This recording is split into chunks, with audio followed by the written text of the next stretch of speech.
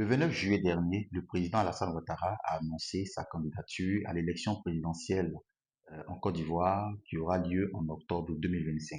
Alors, comment est-ce que cette annonce-là peut influencer, peut toucher le domaine du logement en Côte d'Ivoire? Tout d'abord, il faut regarder le contexte. Nous sommes dans un contexte où, plus que jamais, sous le leadership du président Alassane Ouattara, plusieurs réformes ont été initiées par le ministère de la Construction visant à la sécurisation des terres en Côte d'Ivoire avec des outils traditionnels qui existaient déjà, mais surtout avec plusieurs innovations qui sont arrivées. La dernière en date, nous parlons de l'ADU, mais aussi du système intégré de gestion et du foncier urbain, le SICFU, qui sont des outils donc que le ministère est en train de mettre en place. Alors, c'est à la suite donc de ces innovations que les élections présidentielles arrivent, une élection, une candidature qui est vivement contestée aussi par les opposants en Côte d'Ivoire et qui tout cela crée donc une ambiance, plutôt un climat de méfiance vis-à-vis des investisseurs.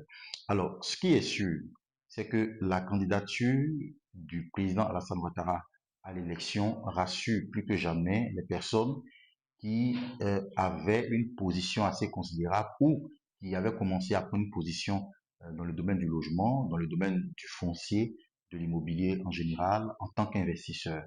Donc, par exemple, tous ceux qui ont acheté des terrains, qui ont aujourd'hui un ACD ou qui sont en train d'acquérir des terrains avec des ADU, vu que ce sont des réformes qui ont été faites sous le leadership du président Alassane Ouattara, ces personnes sont quand même sereins et se disent, en cas de victoire du président Alassane Ouattara, elles s'inscriront dans la continuité, l'administration également s'inscrira dans la continuité, ce qui pourrait rassurer ces investisseurs qui donc sont déjà bien implantés dans le domaine de l'immobilier. Par contre, en cas donc d'échec, cela va créer une panique générale au niveau des investisseurs qui ne sauront pas à quel soin se vouer. Déjà, autant plus que l'opposition critique vivement aussi la gestion du foncier urbain en Côte d'Ivoire. À bientôt.